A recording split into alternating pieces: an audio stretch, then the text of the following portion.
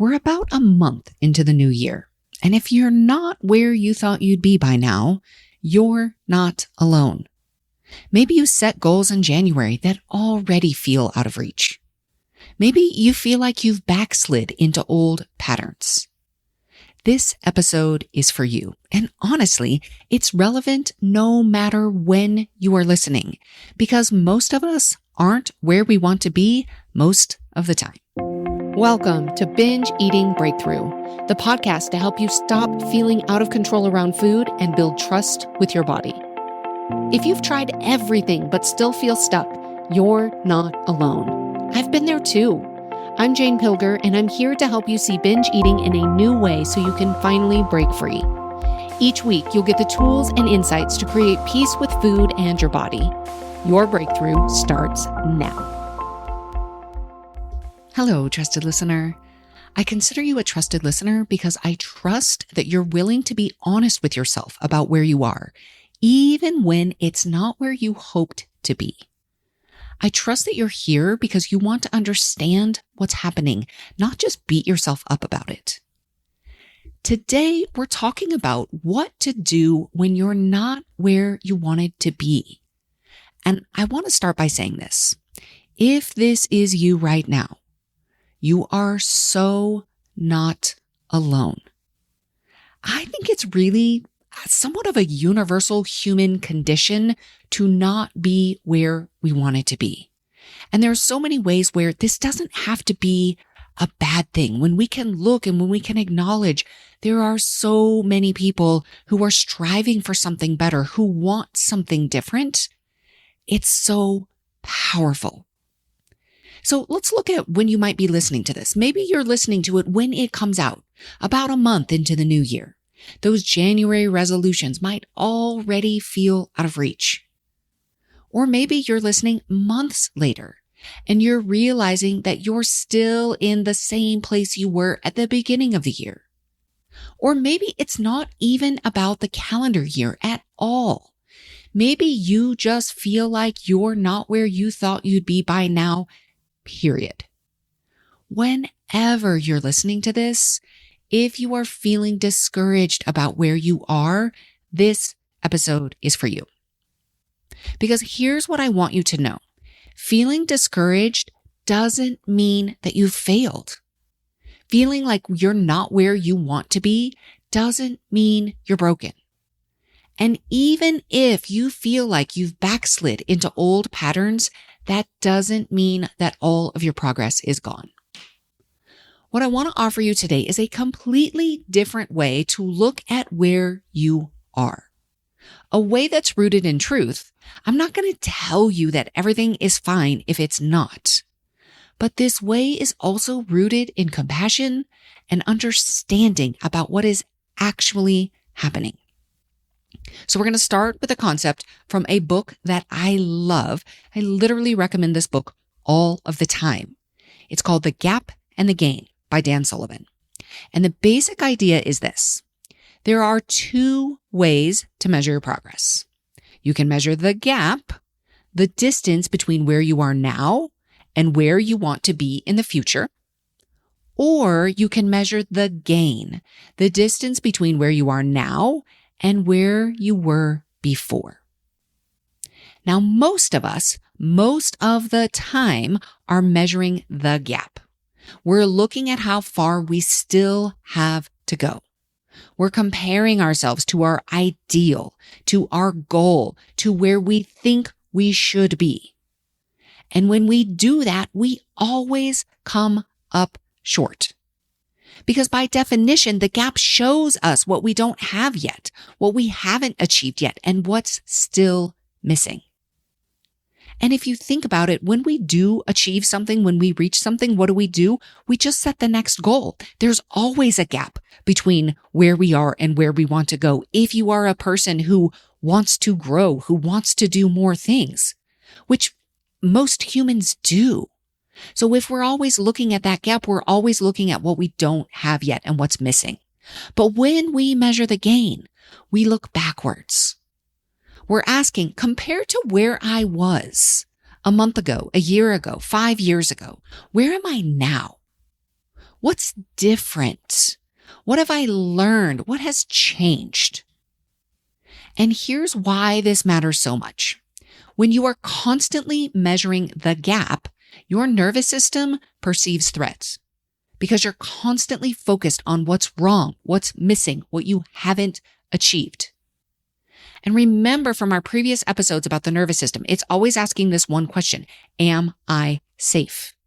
And when your nervous system perceives threat, you flip your lid. You lose access to that prefrontal cortex, the thinking part of your brain, and you go into survival mode, where we are not very likely to make progress towards our goals, to do the things we need to do to keep moving forward.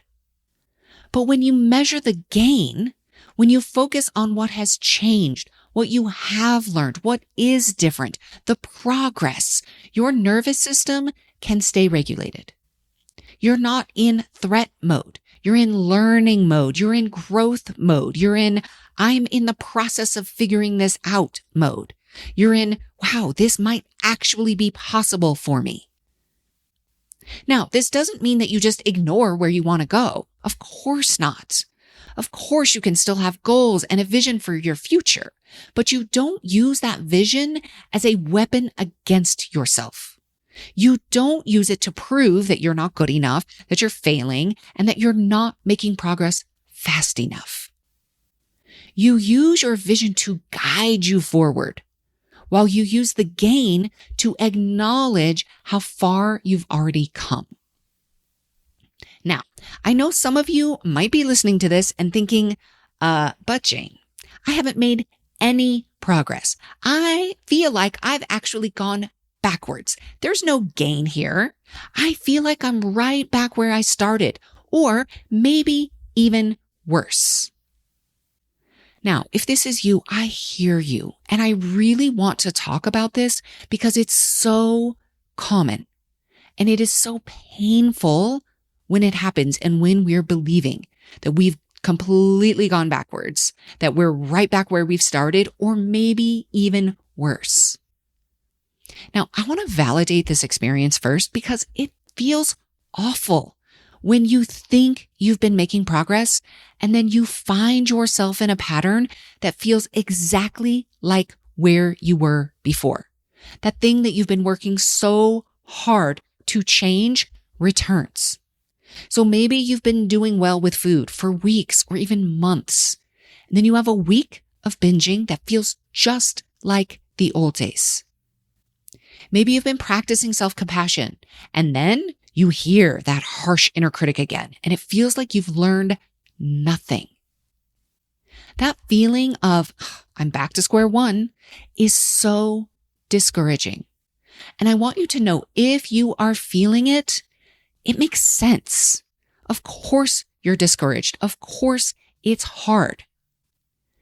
But here's what I've learned, both from my own personal experience and from working with hundreds of clients. You are never actually back to square one, even when it feels like you are. Even when the pattern looks identical, something is always different. So I want to share a little just from my own journey.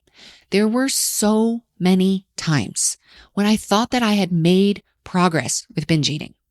And then I would have an episode or several that felt exactly like my old binges.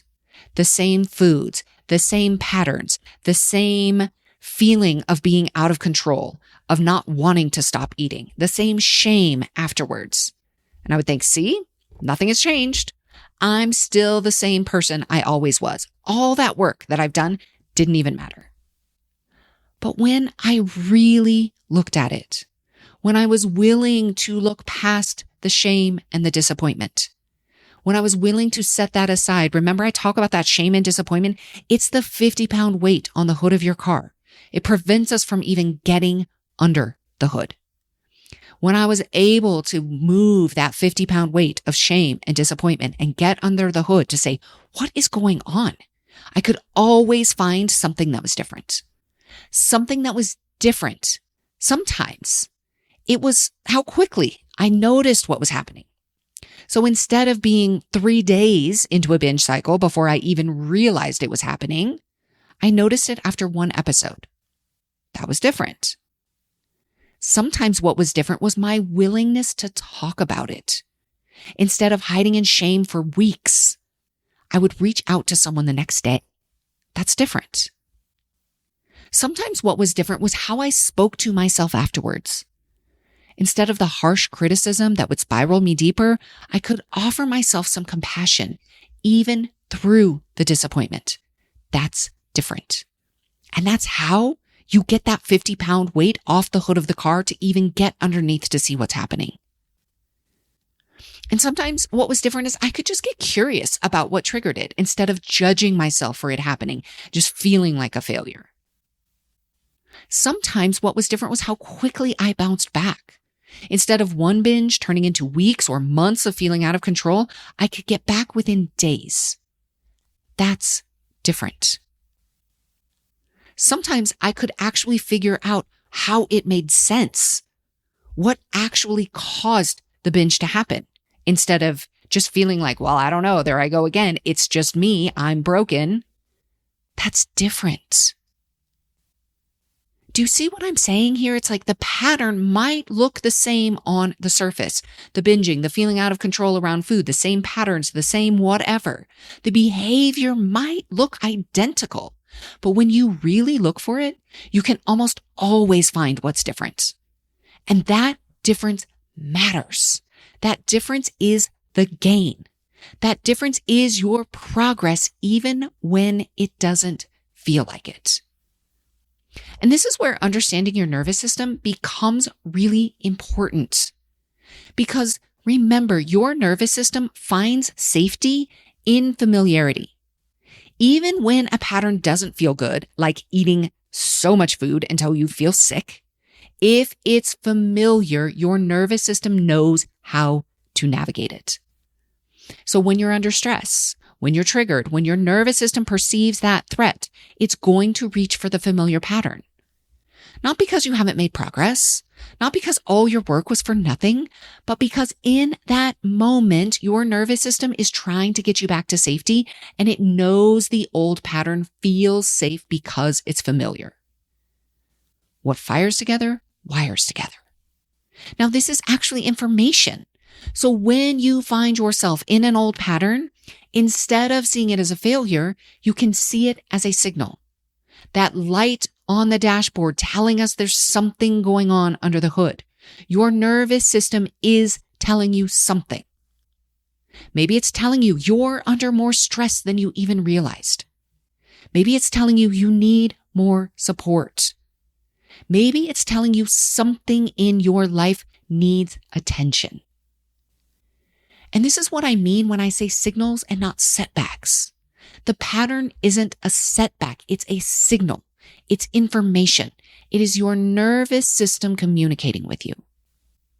And when you can see it that way, when you can get curious about what the signal is telling you, instead of just judging yourself for having the pattern, everything shifts. You're not stuck in shame. You're in learning mode. You're gathering information. You're understanding yourself better. Now, let's get to the truth-telling part, because I don't just want to validate and make you feel better. I want to help you actually move forward. So if you find yourself repeatedly in the same pattern, if you keep having the same experience of, there I go again, I'm back where I started, there's probably something you're not seeing yet. There's some way, maybe you're still operating in black and white thinking. Some way you're still being harsh with yourself. Some way that you're not actually addressing what's underneath the pattern, what's under the hood causing those lights to come on in the first place. And this is where support can be really valuable. Because when you're in it, when you're in the shame spiral or the disappointment or the frustration, it's really hard to see clearly. It's really hard to find what's different and hard to be curious instead of critical. And this is exactly what I help clients with in one-on-one coaching. We look at the patterns. We find what's different even when it feels like nothing is. I can't tell you how many times I'll have a conversation with somebody and I'll be like, do you see how much progress is in this story? And they look at me like, no, I'm telling you about my failures here. And I'm like, no, look at this. Look at this thing that I can see. Look at this progress. Look at this gain from where you were when we started to where you are now. It's like, you're right. Oh my gosh. And then all of a sudden we have this evidence. Things actually are changing. But when we're so stuck in our, no, I'm a failure. No, this pattern, the existence of it means I'm still broken. We can't even see it for ourselves. And when we can get support from somebody else, we can address what's actually underneath the hood instead of just trying to change the behavior on the surface. And here's what I've seen over and over. When somebody comes back to me after a period of doing really well, feeling like they've backslid, it doesn't take long at all to get back on track because the work they did before didn't go away. The capacity they built, it's still there. What they need is help seeing it again, help accessing it again, and help understanding what happened and what they need now. So if you're in that place right now, you're feeling stuck or like you've gone backwards and you're ready for support, I would love to talk with you. The first step is scheduling a breakthrough call where we can explore what's happening for you under the hood and whether one-on-one coaching might be a good fit. So you can learn more about that at janepilger.com/breakthrough. I'll put a link in the show notes. But whether you work with me or not, here's what I want you to do. I want you to measure the gain instead of the gap. So I want you to ask yourself, compared to a year ago, what's different? Maybe you're still binging, but are you binging less often? Maybe the quantities of food are different. Are you recovering faster? Are you less harsh with yourself? Are you more willing to ask for help? Are you more aware of what triggers you? Compared to 5 years ago, what's different? Maybe you still struggle with food, but have you learned things about yourself that you didn't know then? Have you developed compassion that you didn't have? Have you built skills even if you're not using them perfectly all of the time? If you've been listening to this podcast for any period of time, you have gain. I hear from people all the time, wow, I'm listening to your podcast. I'm hearing new things. You're helping me so much. These are things I've never thought about before. That is a gain. Find the gain. Find what's different because I promise you something is different. You are not the same person you were a year ago, even if you're in a similar pattern. And if you truly can't find anything that's different, if you really are in the exact same place with the exact same thoughts and the exact same behaviors, that's important information too. This tells you what you've been trying isn't working. You need to try something different. You need more support or a different approach or deeper work. But I would be surprised if that's actually the case, because in my experience, people are almost never in the exact same place, even when they think they are. They've just lost sight of the gain because they're so focused on the gap. So let me give you another lens for this. When you're feeling like you're not where you want to be, ask yourself, what am I comparing myself to? Are you comparing yourself to some ideal version of yourself who never struggles? Because that person doesn't exist. Even people who seem to have it all figured out still have struggles. They just might not be the same struggles you have, or they just might not be talking about them. Are you comparing yourself to where you think you should be based on how long you've been working on this? Because there is no timeline for healing. There's no schedule for when you're supposed to have everything figured out. Every person's journey is different, and comparing yourself to some imaginary timeline is just another way of measuring the gap. Are you comparing yourself to who you were in your best moment when everything was going well? Because that's not a fair comparison either. Or maybe, I see this so often with clients, they're comparing themselves to who they were in their 20s, and now they're in their 40s or 50s or 60s. comparing themselves to who they were decades ago, different hormones ago, different energy ago. But that's what they're comparing to. Life has ups and downs. There are seasons when things are easier and seasons when things are hard. Comparing yourself in a hard season to yourself in an easy season is setting yourself up for disappointment. Or are you comparing yourself to where you actually were a month ago, 6 months ago, a year ago, before you started doing this work? Because that's the comparison that actually matters. That is the gain. Now, here's another question to ask yourself. What have I learned that I didn't know before? Maybe you haven't achieved your goal yet. Maybe you're still struggling, but have you learned something about yourself? Have you learned what triggers you? Have you learned what helps? Have you learned what doesn't work for you? Have you learned to be kinder to yourself, even if you're not perfect at it yet? Because learning is gain. Understanding is gain. Self-awareness is gain. Even if you haven't changed the behavior yet, you understand it better. That's progress. That's movement forward. Now, we can't stop there. We have to turn that knowledge and understanding and awareness into action. Now, here's something else I want to say. Progress is not linear. This is one of the most important things to understand. Healing is not a straight line from point A to point B. It's messy. It's 2 steps forward, 1 step back. Sometimes it feels like 1 step forward and 3 steps back. Sometimes it's sideways for a while. Sometimes it feels like you are going in circles. But even when it feels like you're going in circles, if you look closely, you are actually going in a spiral upwards. You might be coming back to familiar territory, but you're coming back at a different level, with more awareness, with more tools, with more capacity, with more understanding. So the pattern on the outside might look the same, but you are not the same person experiencing it, and that matters. Now, I'm going to come back to the nervous system piece one more time because this is so important.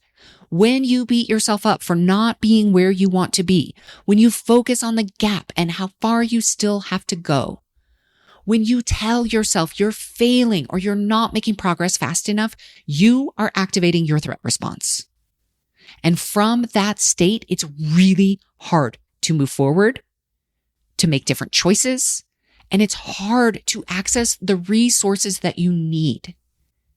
But when you can acknowledge where you are with compassion, when you can find the gain, when you can be curious about what's happening instead of critical, you stay in home base, that regulated place in your nervous system. And from there, you actually can move forward. You can learn, you can grow, you can make different choices and turn that understanding into aligned action. So even if you're not where you want to be, the way you relate to that matters. The way you talk to yourself about it matters. Whether you measure the gap or the gain matters. Now, I'm not saying you should just be happy with where you are if you are not. I'm not saying you shouldn't want more for yourself or that you should just settle with where you are right now. What I'm saying is that you can want more and still acknowledge how far you've come. You can have goals for the future and still celebrate the progress that you've made. You can still see what needs to change while also honoring what has already changed. This is shifting from black and white, all or nothing, success or failure, to both and. Yes, I've made progress and I want more. Yes, I have learned, I have more understanding, and I still have these things I want for myself. We're not pretending everything's fine when it's not. We're choosing to see the full picture instead of just the part that's missing. It's choosing truth and compassion over judgment and shame. Because here's the truth. Shame has never helped anyone change. Criticism has never motivated anyone to sustainable transformation. Focusing on everything that's wrong has never made anything right. What actually helps is awareness, curiosity, compassion, understanding, support, and realistic acknowledgement of both where you've been and where you are now. So if you are listening to this and you're discouraged because you're not where you thought you'd be by now, here's what I want you to do. First, just take a breath. If it feels supportive, you can put your hand on your heart. Remind yourself that progress isn't linear. You are doing the best you can with what you have right now. Remind yourself that you are not broken, even if you are struggling. Second, find the gain. Ask yourself, what is different now compared to before? Even if it's small, even if it feels significant, find it, write it down, and acknowledge it. And if you can't find it, ask somebody else in your life to help you. Somebody who knows you. They can help you if you can't find it on your own. Third, look for the signal. If you're in a pattern you don't want to be in, get curious about what it's telling you. What does your nervous system need right now? What's underneath the pattern? What's going on under the hood? What might you need more of, or less of, or differently?